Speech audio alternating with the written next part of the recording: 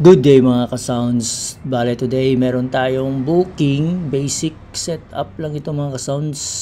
So nandito na tayo sa bahay, no, dito sa gate. Maya lang ay magdo-doorbell na ako at papasok na tayo dyan sa loob ng gate na yan. Birthday pala ito mga ka-sounds, no.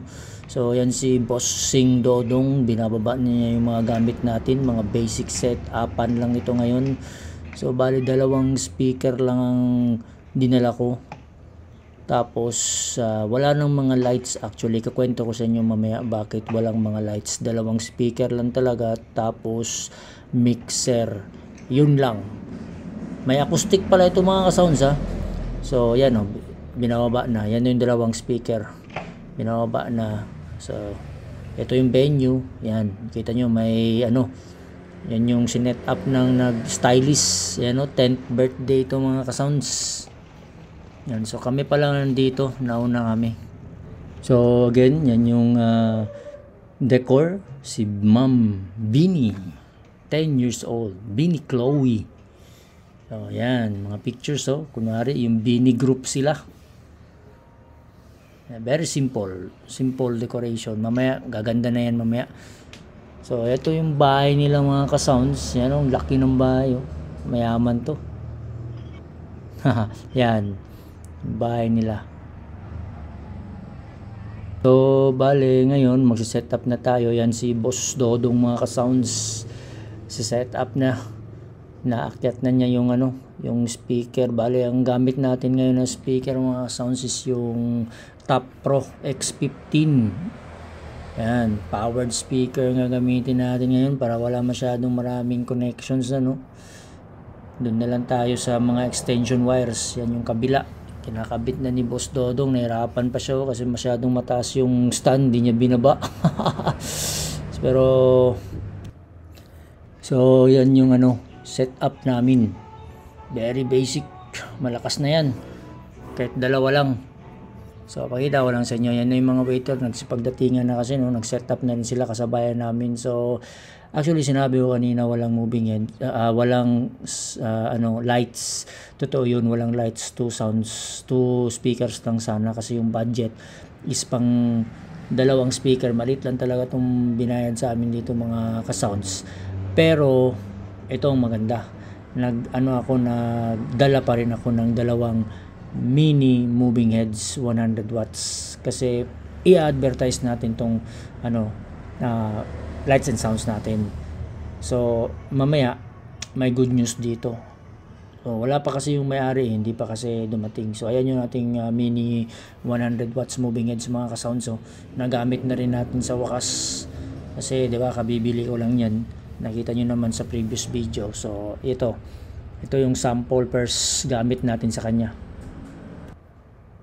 Pero bago yan, ito muna, catering. Ito yung mag-cater. Ang sarap ng mga pagkain. Di ko alam kung sino nag-cater nito, pero sobrang sarap ng mga pagkain. Ayan, nakatakip pa yan, no? Kasi set up lang nila yan. At ito ang pinakamasarap talaga, itong lechon. Dami namin kinain na lechon. Diyan si Sir Dodong kanina kumuha ng ano, maraming lechon. Grabe, inubos niya, nilanlan niya yung mga lechon dyan. Ito yung maganda sa pag-event, no? Kasi libre kain, kaya gustong sumama ni Dodong. Kakain daw siya. So ayan na yung setup natin mga ka-sounds. So may dalawang mini moving heads 100 watts, tapos yung dalawang Top Pro magkabilaan. So ganyan lang po yung ating setup.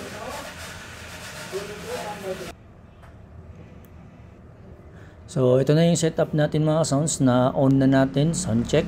So yan yung mga ano, naka wired na lahat, no. Yan yung setup natin, very simple and direct lang yan.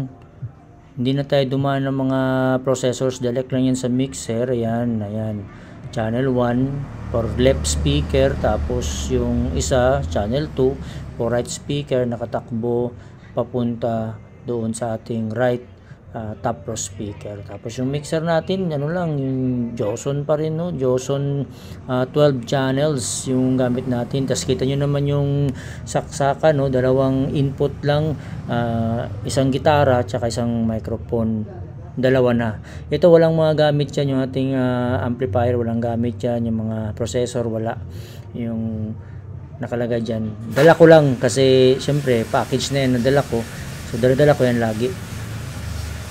Tapos syempre nakaano tayo, DMX controller kasi naglagay nga tayo ng mini moving heads. Ayan, 100 watts for marketing purpose yan. Kasi mura lang talaga yung singilan ko dito mga kasama sa yung budget. Yun na yung sinasabi ko sa inyo na kapag ang client is maliit lang ang budget, pwede pa rin nating lagyan ng moving heads na hindi ka lugi. Kasi mura lang yung bili ko ng moving heads na yan. So ito, gamit ko na wireless microphone, no? Yung Kevlar URH ba yun, no? Tama. So yan yung cake ng birthday celebrant 10th birthday of Chloe. So maya i-ano natin. Ayan, sample ng ating moving heads kung nakikita nyo.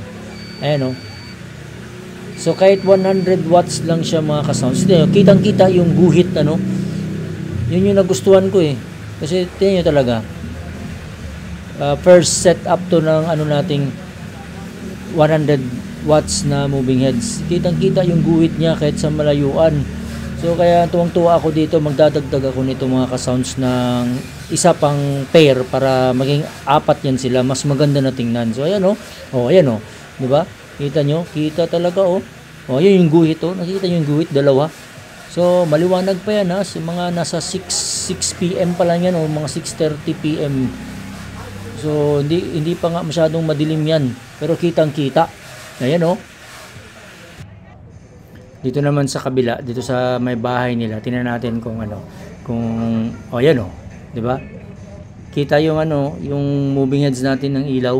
Hindi kasi siya masyadong natatamaan kasi masyadong nakataas or yung natin. Pero ayan kita naman yung moving heads naka-program na masyadong mataas. Pero ayan kita pa rin Diba? So napakasulit. Ito pa lang mga lights na ito, hindi yan sa akin, sa may-ari yan. Sa may-ari ng bahay. Kasi nga yun nga sabi niya, naghanap lang siya ng murang sound system kasi daw may ilaw na daw siya. So kaya hindi tayo nagdala. So itong mga mga ilaw na nandito sa may catering, sa catering din yan, suki ng client yan. So sabi niya may mga ilaw na daw. Kaya hindi na siya nagpalagay ng lights, sound na lang ang sa atin. Kaya mura lang. Pero ang kinagandahan dito mga ka-sounds, nung nakita niya yung mini moving heads natin na 100 watts, naengganyo siya.